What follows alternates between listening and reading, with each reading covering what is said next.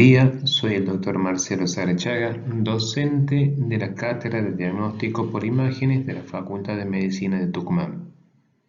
Vamos a ver, dentro del diagnóstico por imágenes de la patología osteoarticular, el capítulo dedicado a traumatismos. Los objetivos de esta clase serán remarcar la importancia de las imágenes en el estudio de la patología traumática, identificar los tipos de fracturas y sus complicaciones y reconocer en las imágenes la patología traumática.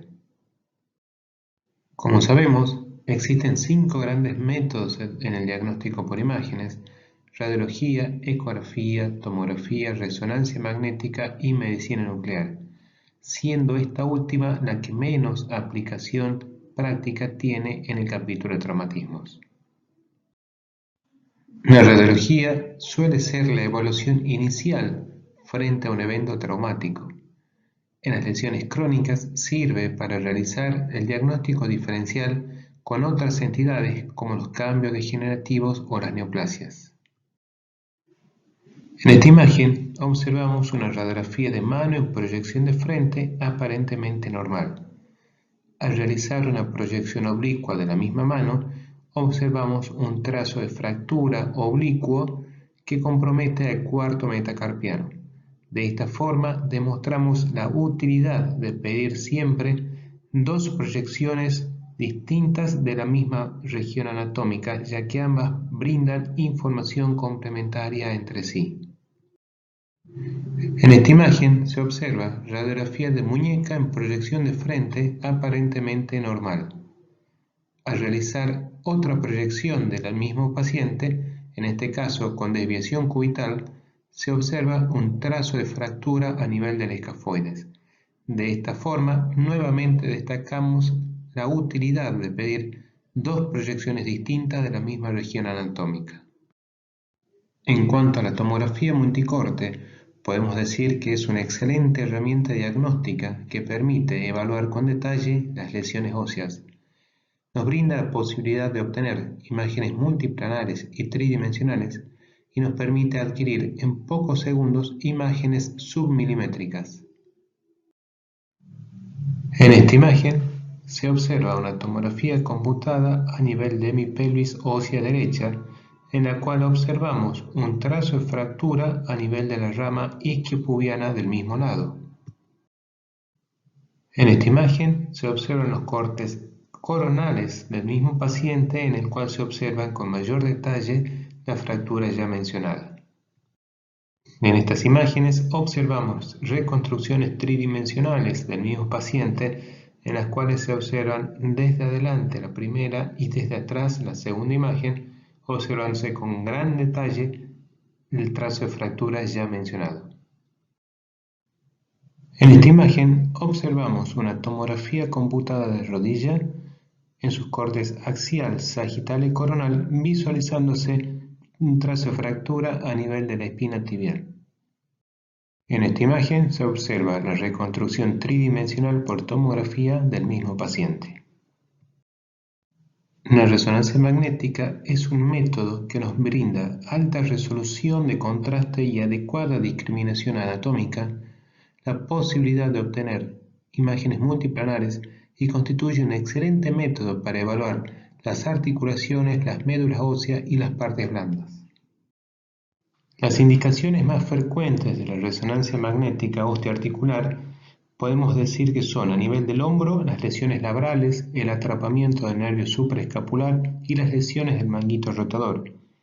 A nivel del codo, lesiones osteocondrales, ligamentarias y de inestabilidad. En la muñeca, la necrosis avascular y la articulación radiocubital distal. En la cadera, para el estudio de las osteitis púbicas, lesiones de los aductores, necrosis avascular y lesiones labrales. En la rodilla, lesiones osteocondrales, meniscos, ligamentos cruzados. En esta imagen se observa una radiografía de pie derecho en proyección de frente aparentemente normal. Ante la persistencia del dolor, se realizó una resonancia magnética en secuencias T1 y T2, en las cuales se observa un trazo de fractura oblicuo a nivel del segundo metatarsiano. La ecografía es un método imaginológico que nos brinda excelente resolución espacial y alta definición de las estructuras musculares y tendinosas. El 30% de las lesiones deportivas se relacionan a afecciones musculares o tendinosas. Y a diferencia de los otros métodos, nos permite la palpación, que es una herramienta importante con el fin de detectar el punto de mayor dolor. Las principales indicaciones de la ecografía serán en el hombro para lesiones del manguito rotador y lesiones del bíceps mediante maniobras dinámicas, en el codo lesiones de los tendones extensores, flexores y del tríceps braquial, en la muñeca para evaluar tenosinovitis o quistes sinoviales, en cadera para evaluar hernia inguinal, bursitis o lesiones por abulsión, en la rodilla para evaluar los ligamentos colaterales, tendón roturiano y cuadricipital, bursitis y los quistes meniscales, como decir en el tobillo para evaluar lesiones tendinosas del Aquiles, ligamentarias y fascitis plantar. En estas imágenes observamos un estudio comparativo de ecografía del cuádriceps, realizadas en cortes sagital y axial, estudio normal en las imágenes de arriba. En las imágenes de abajo realizamos los mismos cortes en los cuales se observa un área hipoecoica en el espesor del músculo cuádriceps con una imagen sugestiva de hematoma por rotura parcial del mismo. Con estas alternativas imagenológicas, ¿qué método diagnóstico debemos utilizar? Esto va a depender del tipo y mecanismo de la lesión, de las ventajas y limitaciones, como así también de la sensibilidad y de la especificidad de cada técnica de acuerdo a la sospecha clínica, de la preferencia y de la experiencia del médico solicitante y también de la disponibilidad y el grado de invasión de cada técnica. En cuanto a los tipos de fractura, estas podrán ser completas o incompletas, clasificarse según la orientación, la alineación y la posición de los fragmentos, ser cerradas o abiertas, articulares o extraarticulares, por sobrecarga o estrés o fracturas patológicas.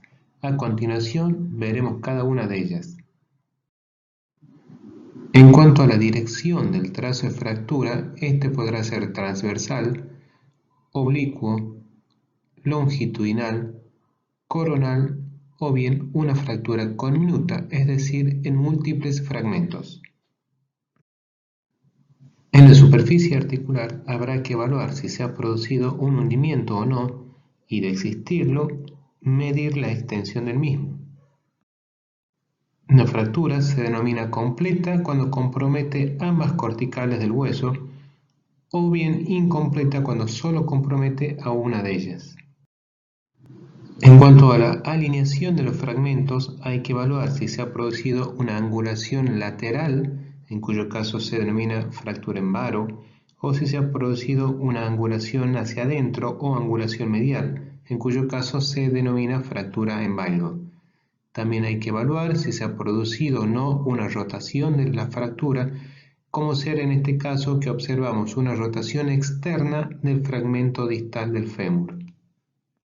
Si la fractura se ha producido próxima a una articulación, también se debe evaluar la congruencia articular, ya que puede haberse producido una luxofractura como se observan en estas imágenes. Cuando estas fracturas son próximas a una articulación, hay que evaluar si hay compromiso de la superficie articular o no. En ese caso, se denominarán fracturas intraarticulares y, de no existir compromiso de la superficie articular, se denominan extraarticulares. Hay tres fracturas que es importante saber diferenciar. Fracturas por estrés o de fatiga, cuando un traumatismo leve, pero en repetidas ocasiones, produce una fractura sobre un hueso normal. Fracturas por insuficiencia, cuando un traumatismo leve produce una fractura sobre un hueso osteoporótico. O fracturas patológicas, cuando un traumatismo leve produce una fractura en un hueso con una lesión preexistente, normalmente tumoral. No solo hay que estudiar las fracturas en sí, sino también hay que estudiar las complicaciones de ellas, que podrán ser propias de las fracturas o complicaciones en otros órganos. Complicaciones propias pueden considerarse la consolidación retrasada o pseudoartrosis, consolidación defectuosa, el acortamiento, la necrosis aséptica, una infección, una osteoporosis postraumática, la distrofia simpática refleja o una artrosis postraumática. También hay que tener en cuenta las complicaciones vasculares, nerviosas, viscerales y musculares. Cuando los traumatismos comprometen a las articulaciones, pueden producirse luxaciones, luxofracturas, diastasis, esguinces, bursitis o roturas meniscales. A modo de ejemplo, la luxación anterior del hombro, que es la más frecuente. En la radiografía de frente, la cabeza humeral se sitúa inferior y medial a la glenoides.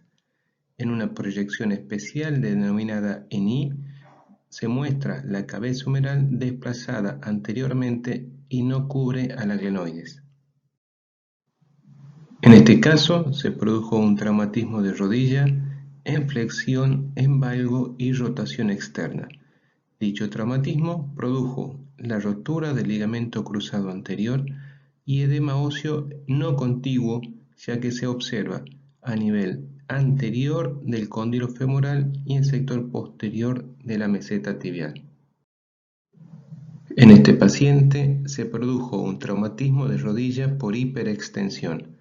En el mismo observamos una imagen denominada en beso, la cual consiste en edema óseo contiguo anterior a nivel del fémur y a nivel de la tibia. También se observa rotura del ligamento cruzado posterior. En este caso tenemos una resonancia magnética de rodilla en la cual se observa una rotura radial del menisco externo en la unión del cuerno anterior con el cuerpo, lesión confirmada posteriormente por artroscopía. Como conclusiones de esta clase, podemos decir que la ecografía y la resonancia son los métodos más precisos para evaluar lesiones de partes blandas, mientras que la radiología y la tomografía se utilizan para lesiones óseas. La radiología sigue siendo el primer método diagnóstico para la evaluación del esqueleto y de las articulaciones.